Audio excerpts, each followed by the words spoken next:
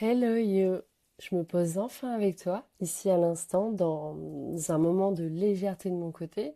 Peut-être pour toi aussi, si tu push sur play et si je suis là avec toi, c'est parce que ça m'appelle beaucoup plus que tout le reste. Je nous choisis. Au fait, est-ce que tu as bien lu l'intitulé de cet audio, cette vidéo? T'es sûr? Ou tu me dis oui juste pour me faire plaisir?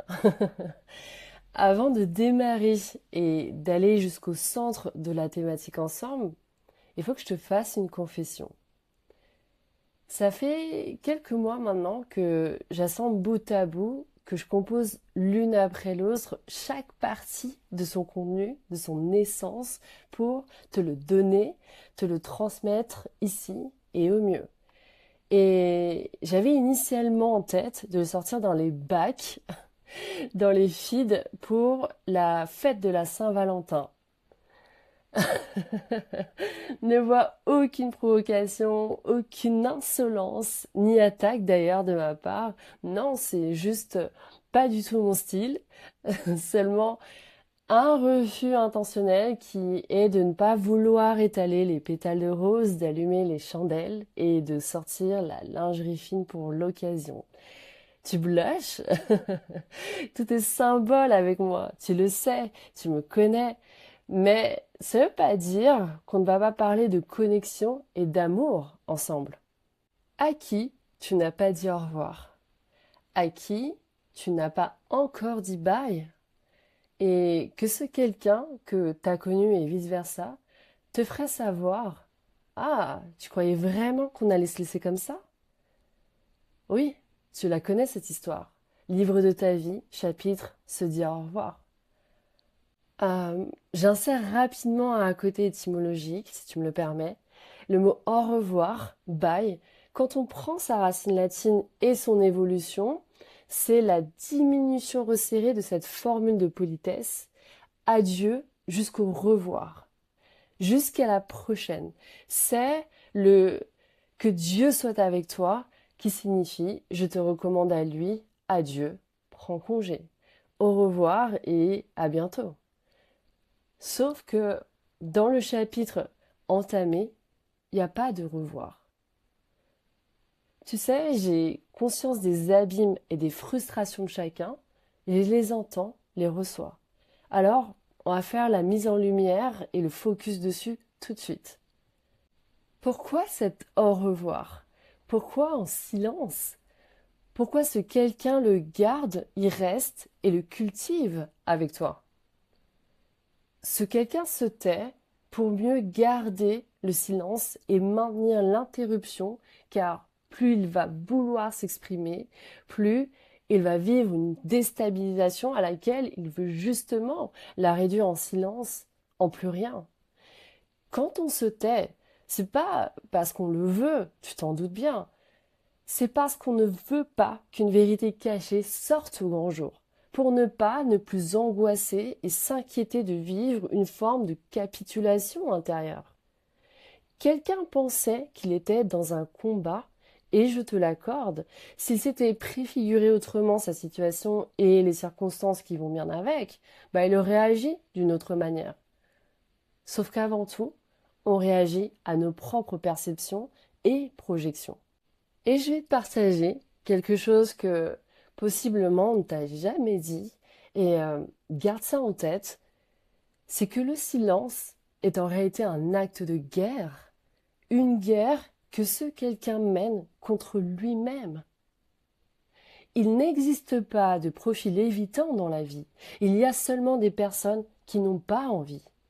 Et tu vois, moi perso, je m'en batte qu'on veuille pathologiser les comportements de chacun, mais au final, qu'on se l'avoue, on revient toujours au même constat qui est celui de quand on veut vraiment quelque chose, ici dans le contexte d'une relation et le sens de l'inclusion, et je te parle là de ce qui fait smiler, ce qui remplit de paillettes, de couleurs, de joie, on s'en donne les moyens pour tout ça. Pas vrai? Les ressources, on les possède tous. Et donc, quand on ne s'en sert pas, quand on ne se les donne pas, c'est qu'on n'en veut pas.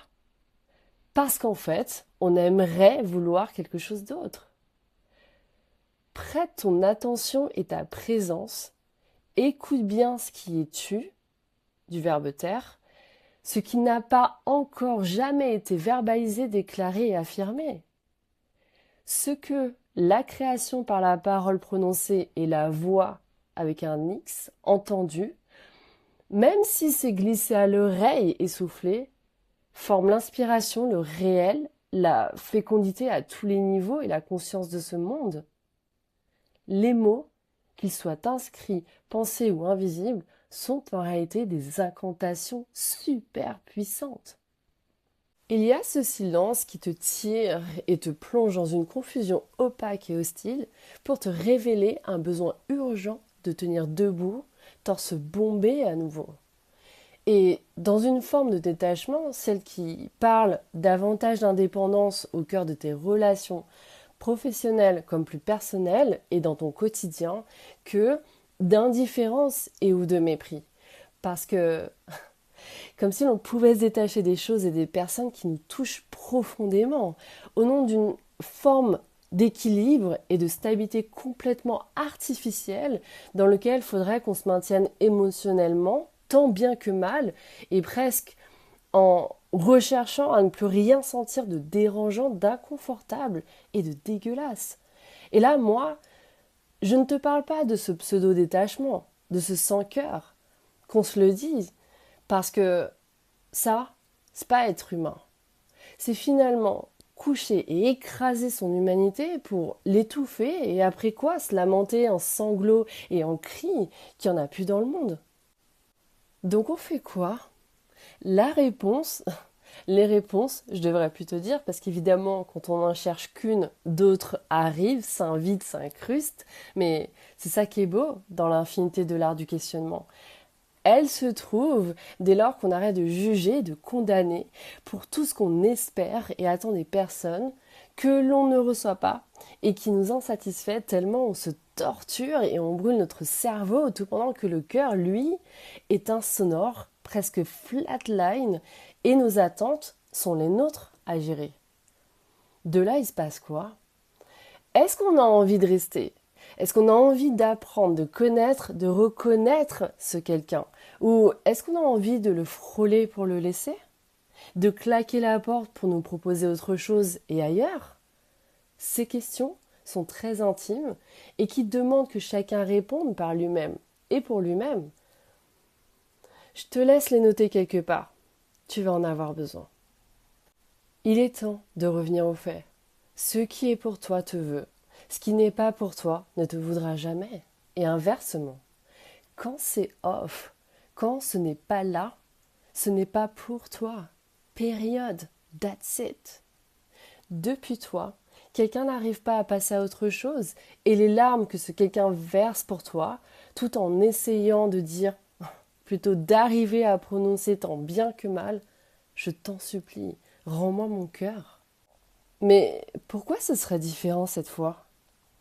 Simple, tu ne déploreras pas cet épisode de vie si ce quelqu'un ne s'investit pas, et tu ne craindras pas cet état, ce constat, si tu ne t'investis pas aussi en retour.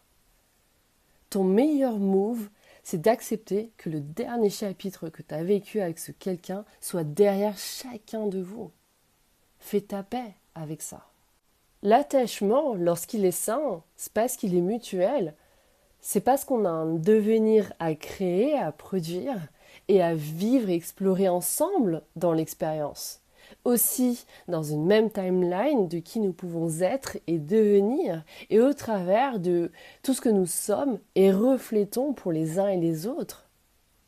Qu'est-ce qu'on veut versus quel est notre comportement?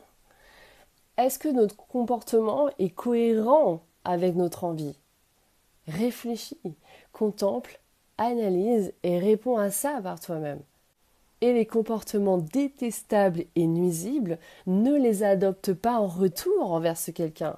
Réalise juste que si pour te maintenir dans une relation, il te faille devenir aussi brutal et agressif, il est temps de la quitter. Te rediriger pour revoir une équation universelle ou pas.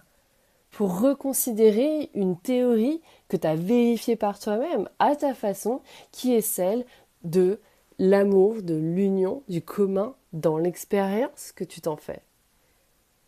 Quand on est heureux dans son présent après une résurrection, qu'on l'apprécie ou qu'on apprend à mieux l'apprécier à nouveau ou pas, vis-à-vis de l'état de manque dans lequel on peut possiblement être, puisqu'on sort, on quitte une quelconque forme d'attachement et qu'on travaille à un meilleur avenir dans notre propre existence, on ne reste pas et on ne retourne pas dans le passé. What for? Oui, pourquoi faire? Et le passé ne peut pas nous manquer quand au présent on bosse sur la beauté de tout ce qu'on a connu avant.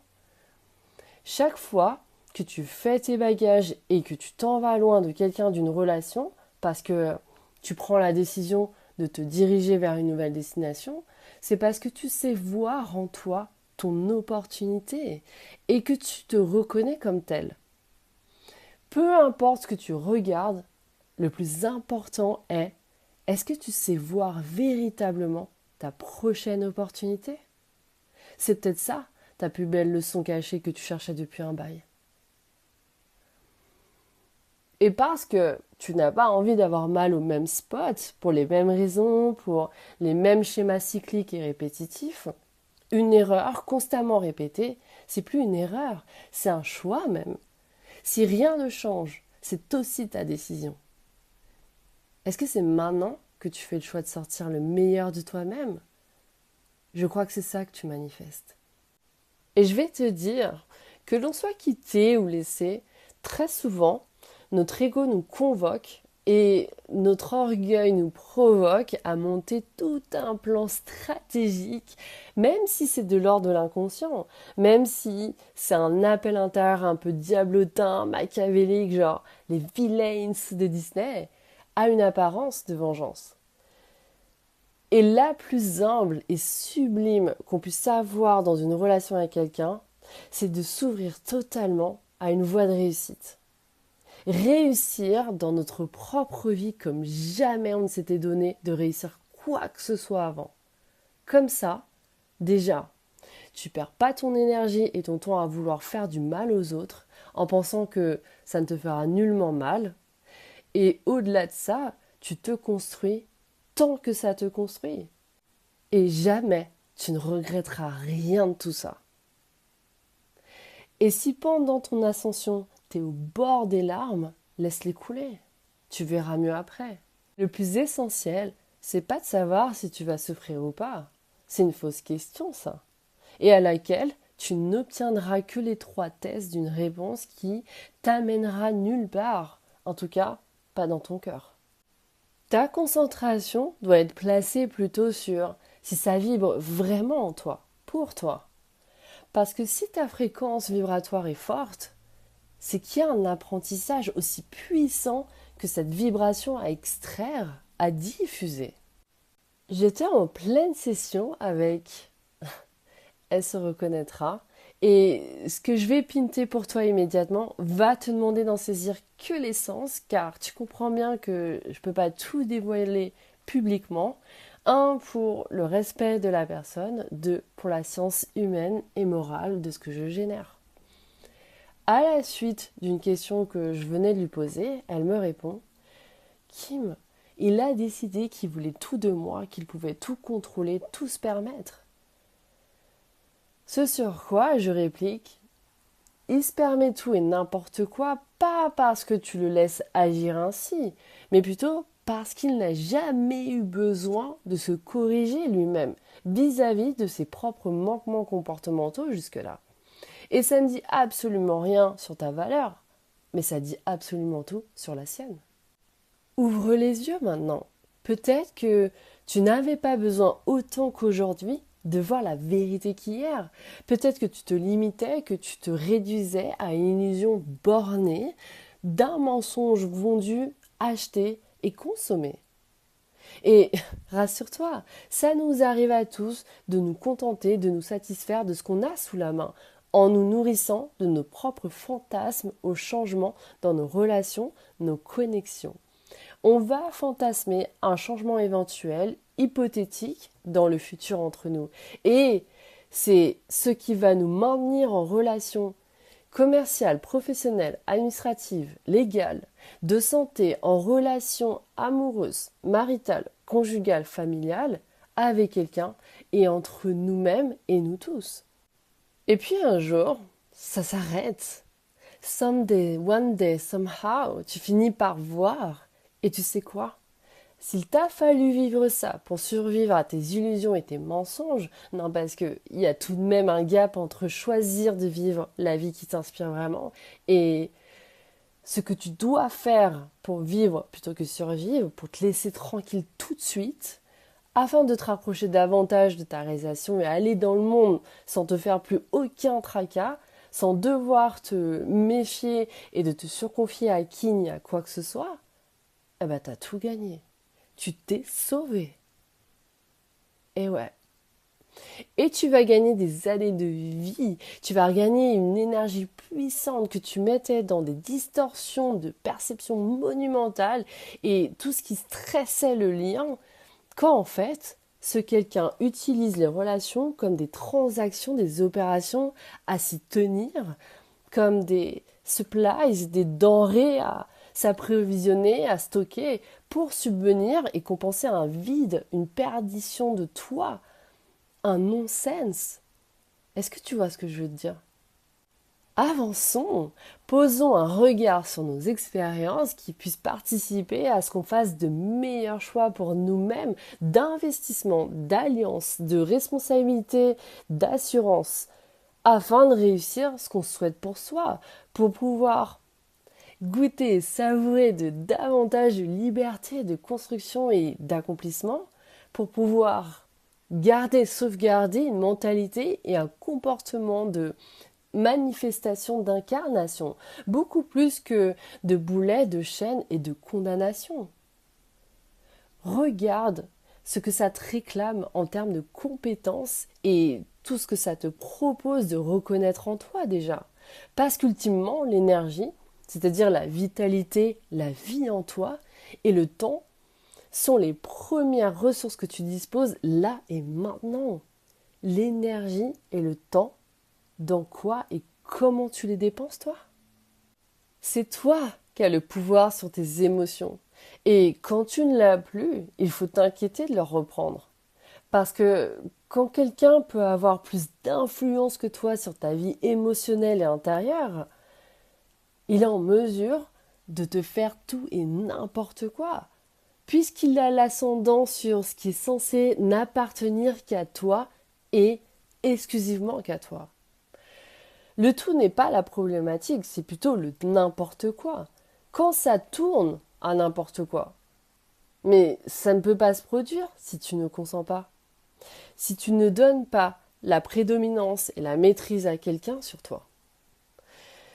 Tant que tu ne laisses pas le trône de ta vie à quelqu'un d'autre que toi, moi ça me va. La personne souveraine et indispensable, c'est toi. L'irremplaçabilité dans ta vie, c'est aussi toi. L'amour porte ton nom et celui de chacun qui y contribue. Il y a des âmes, dont toi, moi et d'autres, je le sais, à qui on a fait tellement de saloperies et qu'on a subi, et que certains se sont même permis de nous dire, en pensant qu'on avait besoin d'un conseil de sagesse, d'une tape dans l'épaule réconfortante, quand eux n'ont jamais pensé, P-A-N-S-E, et cicatriser leurs propres blessures d'âme, ni de cœur, et qu'ils te sortent, mais pardonne. Attends, non, on peut pas nous dire ça. Et sans foutre qui que ce soit dans le fond, ou sans pointer du doigt accusateur, ou du majeur. Tu sais quoi? T'es en colère, t'as la rage. Ben, utilise ta colère, ta rage pour relever un genou, puis te relever pour t'élever, pour réussir à bomber le torse à nouveau. Et si ça t'est possible, à chaque fois que tu seras dans la résurrection de ton être. Fais en sorte que toutes les personnes qui ont abusé de toi, qui croyaient que tu étais irremplaçable pour une raison ou pour une autre, que tu étais jetable, que tu étais disponible 24 heures sur 24 et 7 jours sur 7, genre, toi, t'es un 7-Eleven à toi tout seul, eh ben, fais tout pour qu'elles, ces personnes, n'aient pas d'autre choix que de te voir, même quand elles ne le veulent pas. Et c'est exactement ce que je te disais plus tôt, au sujet de toutes tes relations confondues. Est-ce que le comportement de ce quelqu'un matche vraiment avec ce qu'il te dit et comment il agit, réagit avec toi? Et si c'est pas le scénario que tu te figures actuellement, c'est merci next. Et c'est là que ce quelqu'un découvre que ton merci, ce mot, sa signification, son emploi et son rôle, toi, tu sais l'incarner davantage que ce quelqu'un. Le remerciement, c'est comme à peu près tout dans la langue française. Il y a toujours un double, voire un triple sens, contrairement à l'anglais. Mais c'est sûrement cette subtilité-là qui fait toute sa beauté. Et parfois, on remercie pour signifier et témoigner notre gratitude. Et parfois, on remercie pour dire au revoir. Néanmoins, quand les comportements sont divergents et ou contradictoires, et qu'il est temps que chacun se redirige, dire merci n'a jamais suffi. Parce que souvent, c'est balancé et ça vient de ceux qui veulent tout recevoir d'un minimum de ce qu'eux-mêmes voudraient engager, investir, afin de voir grandir ce qui les nourrit, tout en privant pour mieux affamer ceux qui sont dans l'offrande du cœur. Mourir avec amour, vivre plus vrai. Offre-toi mieux. Et offrir, ne veut pas dire se corrompre de l'intérieur, ni se fragmenter de l'extérieur. C'est se libérer pour renaître. Chaque coupure avec les liens délétères, empoisonnés, morts, vis-les avec gratitude. Ce qui meurt t'a servi, honore-le, puis quitte-le avec amour. Car à la fin du banquet, il y a l'offrande des restes. Ce qui reste de toi est de prismatique et de beau. Je te le dis, à partir de toi, il y a une recréation potentielle et possible. Je le sais bien, je le sais que trop bien, que dans ta recréation, la cicatrisation n'est pas douce, enveloppante et affectueuse. Celui, celle qui t'a fait croire cela, en essayant de te saucer pour aller faire, vu que c'est la dernière tendance populaire, un quelconque soin, atelier ou je ne sais quoi d'instagrammable, t'as clairement menti. Le healing ne commence pas, et jamais par un apaisement, mais plutôt par la douleur, le désespoir, l'affliction et la souffrance. Par le saignement du cœur, l'hémorragie de l'âme et la fragmentation du corps. Que ce soit dit, soyons vrais et transparents là-dessus.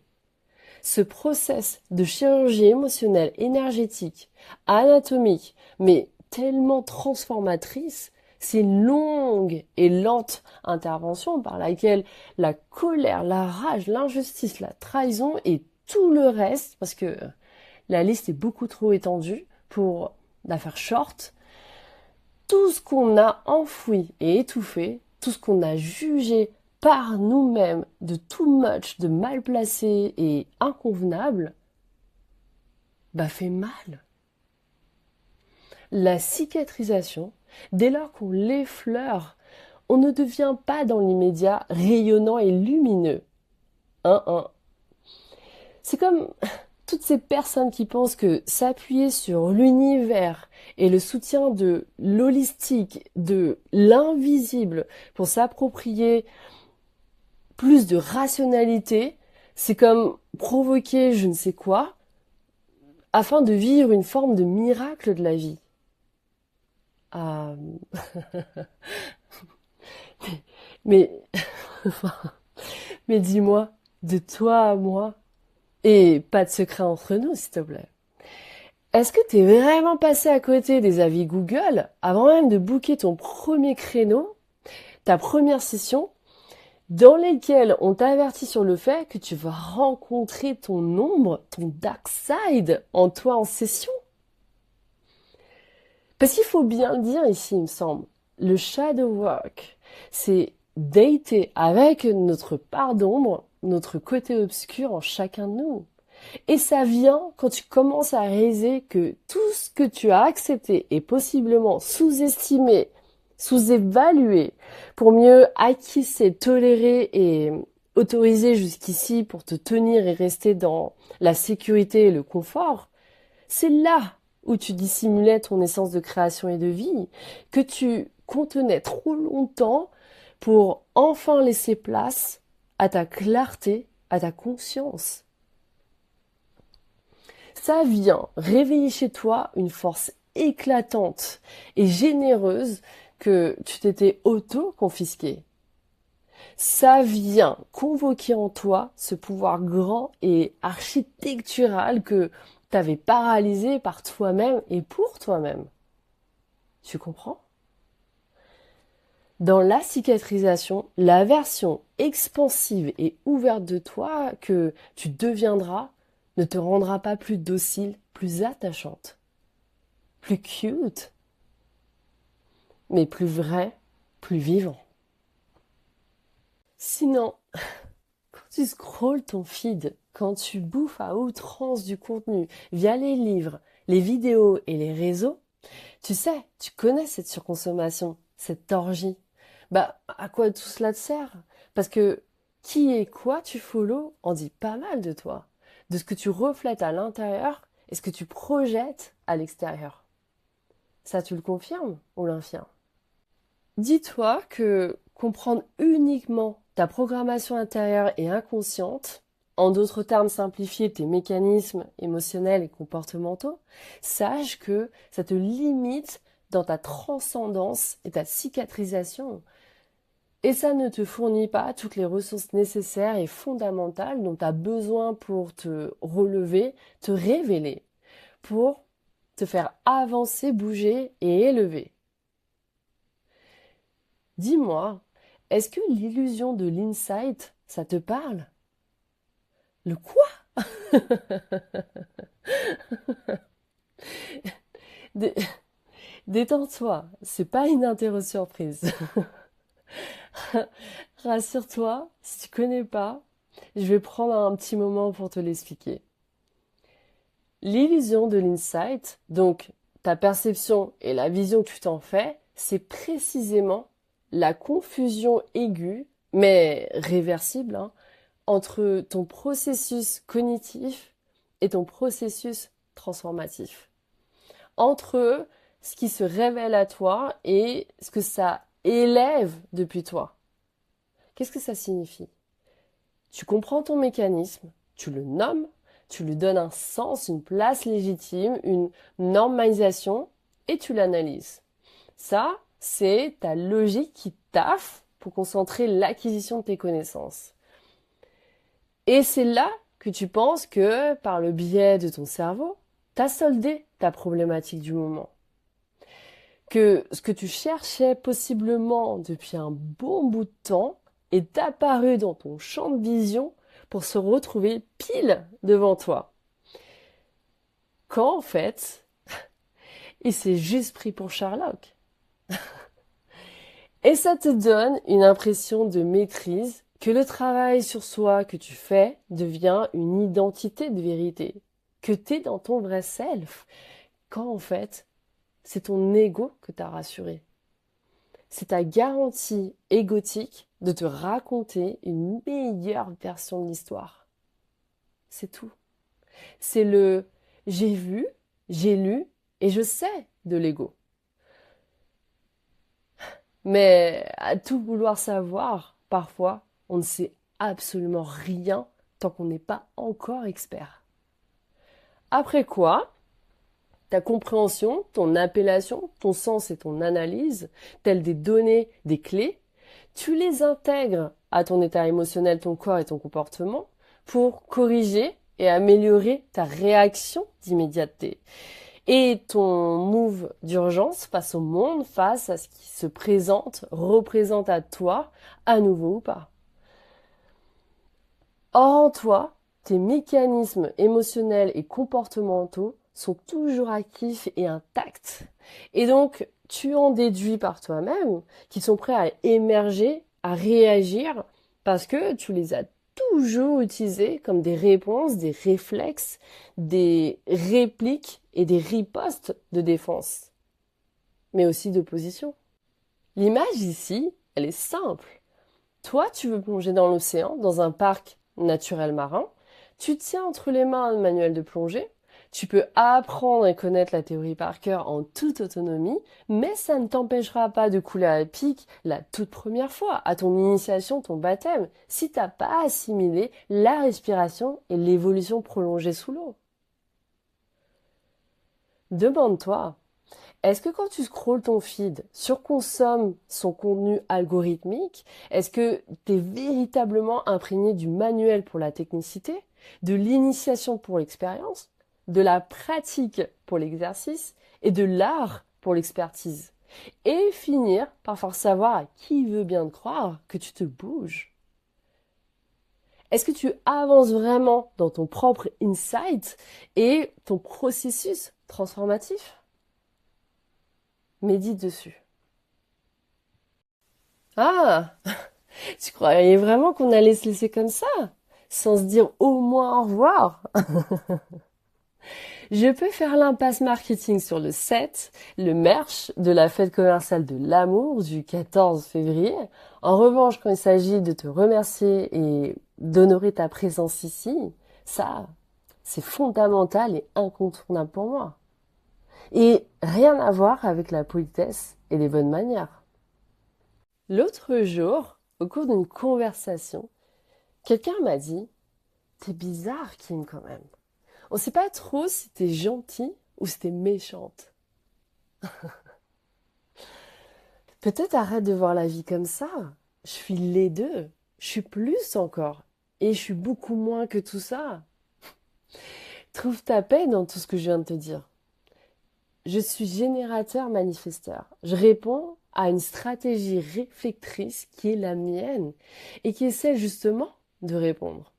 Ça veut dire que je vais refléter à ceux qui ont décidé de ne pas aimer cette vie, le désamour de la vie, et ceux qui ont décidé de reconnaître uniquement l'amour de cette vie, je vais leur refléter exactement ça. Après les bulles, je t'envoie les confettis. Oui, tu vas me dire, mais ça se fait pas dans le sens. Quand l'aiguille de l'horloge est à sa place et sonne le moment, c'est là qu'on se balance les paillettes luminescentes. Question de perception en fait, et c'est la mienne. Moi, je préfère partager des bulles, voir comment tu et on réagit ensemble dans notre alchimie organique, dans notre fusion aspectée d'esprit, dans notre fraternité d'âme. Et ensuite, si toi, t'es encore là et debout, sortons les confettis du cœur, histoire de célébrer ce moment comme il se doit. Avant, je voulais aimer tout le monde. Et en voulant faire ça et m'y tenir, je confondais quelque chose de très important. Je croyais qu'aimer tout le monde voulait dire garder, sauvegarder, sauver tout le monde. En fait, on peut garder personne, tout comme personne ne peut nous garder. Nous sommes libres. Et c'est pas toujours nous qui faisons sortir les gens de notre vie. C'est parfois simplement nos vibrations qui ont changé. On ne vibre plus à la même fréquence. Nos vibrances ne se connectent plus. Mais cela ne veut pas dire que nous nous aimons plus. Les mélodies de nos vies s'intonisent vers d'autres accords, d'autres directions. Et la musique qui nous a liés, elle, est éternelle. Genre, tu peux te brancher à la fréquence de Chéri FM et ensuite basculer sur la fréquence de Super Loustic. Tu t'en souviens toi aussi? En changeant de fréquence, tu switches ton énergie, ta perception, ton état émotionnel, physique, relationnel, matériel. Et possiblement, tu changes de monde. Les personnes qui vibreront à ta fréquence seront proches de toi et les autres s'éloigneront naturellement.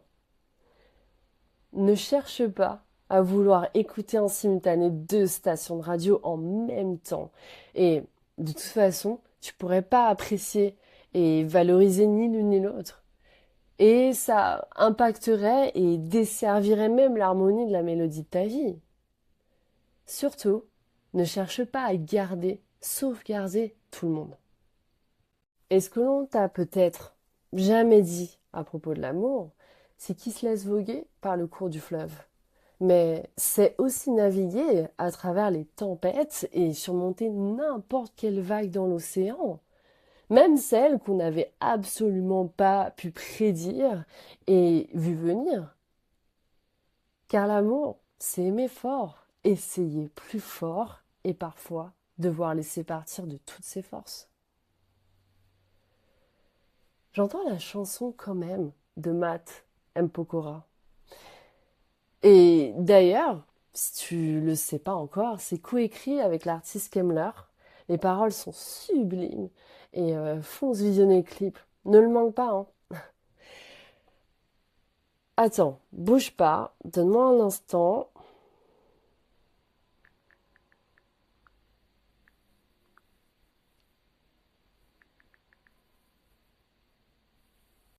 Je suis pas naïf, je sais que le temps nous effacera et qu'un autre t'aimera encore mieux que moi. J'ai toujours cru que nous deux, on fera mieux que les autres. On a choisi d'ouvrir les yeux, de fermer la porte, et si on se dit que c'est la dernière fois qu'on se voit ce soir, alors je voudrais que tu parles encore de nous, comme 2 âmes sœurs dont les rêves étaient trop fous, même si nos cœurs battent moins fort, et qu'on n'oubliera pas notre peine. S'aimer moins, c'est s'aimer quand même. Quand même, c'est un même si, un pourtant. C'est aimer tout en laissant partir de toutes ses forces. C'est ça. L'amour, à l'état pur et naturel, parfaitement imparfait et sans fin. Écouter, c'est aimer. Savoir écouter, c'est savoir aimer. Et c'est pas une line de Florent Pagny. Ça me fait penser à... C'est comme toutes ces personnes qui pensent que l'amour est un risque. Tout pendant qu'ils pensent l'amour comme ça, ils ne l'ont pas connu, l'amour. Tout pendant qu'ils pensent qu'il faille protéger d'une manière ou d'une autre leur existence de la douleur, ils connaîtront pas l'amour. Il y a un bijou, une poésie, et t'iras voir, revoir la vidéo. On choisit tous l'amour. Déjà, si ça te tente, et parce que je t'en dis plus, t'auras le lien direct juste en dessous dans la description. Il y a un état orgasmique qui se joue lorsque tu te fais foudroyer et que tu ressens que c'est en train de te briser en une éternité de morceaux. Et cette éternité-là ne peut pas être récupérée pour pouvoir en recoller toutes les brisures. Parce que c'est pas son but, ni le sens. Le but, le sens de cette vie, c'est de naître un peu comme un œuf et de le laisser complètement fissurer parce que lorsque l'œuf sera complètement fissuré, c'est à ce moment-là que tu seras né. Quelqu'un qui a peur de mourir a aussi peur de vivre. Le sens de cette vie, ce n'est pas de mourir comme on est, en faisant tout ce qu'on peut et pourrait pour rester absolument intact. La souffrance fait partie de la vie et de ce que tu respires et es, de ce que tu explores et touches dans la globalité de tous les enseignements d'une vie. On ne meurt pas en inspirant, on expire et on laisse le reste derrière. Tant que la lumière se maintient, ainsi la vie continue et œuvre. Et même si tu as voulu aimer véritablement et profondément des milliers de fois, again and again, aime une fois de plus. N'aie pas peur de souffrir. Ne l'évite plus cette souffrance car En réalité, c'est une grande salle de classe dans laquelle c'est à toi de créer l'ambiance dans laquelle tu voudrais étudier, tu voudrais pratiquer tes connaissances et ton savoir, dans laquelle tu voudrais level up et exceller pour gravir ton Everest à toi, afin d'ascensionner jusqu'au sommet et toucher la réussite de tes accomplissements pour te sentir réalisé et vivant. Aimer et être aimé en retour, quand c'est éminent, que peut-on espérer de plus élévateur? Sortir de ton silence, t'offrir une paisibilité du cœur et laisser ton cœur parler et aimer pour exprimer, pour clarifier ce qui est nébuleux, notamment tes intentions du cœur, si elles sont partagées ou pas, ou si ce ne sont que des projections, pour reprendre un souffle, un mouvement, pour cesser de te demander si la réciprocité est surréelle et fictive, que tu l'as rêvé tout seul, ou si tu la vis véritablement et surtout en miroir. Et c'est ça qui va te laisser tranquille. Quand ça devient trop trouble et confus durant des conflits intérieurs, que ça s'embrase soudainement et finit par te brûler pendant ta mentalisation. Tu sais, on tombe amoureux comme on tombe de sa chaise. Et c'est censé amplifier et ériger nos âmes. Avec ça, est-ce qu'on est bon? Et d'après toi, pourquoi place-t-on l'amour au cœur, c'est le cas de le dire, de nos vies? Parce que son goal ultime n'est pas de révéler ton bonheur, mais plutôt de révéler ton être, afin que tu te rapproches de toi-même et que tu te réalises. Se réaliser. Ta réalisation. Et c'est pour ça que tu es là, que ton cœur bat, n'est-ce pas? Fais-moi savoir que tu es passé par ici, que tu m'as regardé, écouté jusqu'au bout. Envoyons-nous, offrons-nous exactement ce dont nos cœurs ont besoin pour nous proposer d'autres fois. Et si tu es là à la prochaine, je serai là aussi. Sois-en sûr.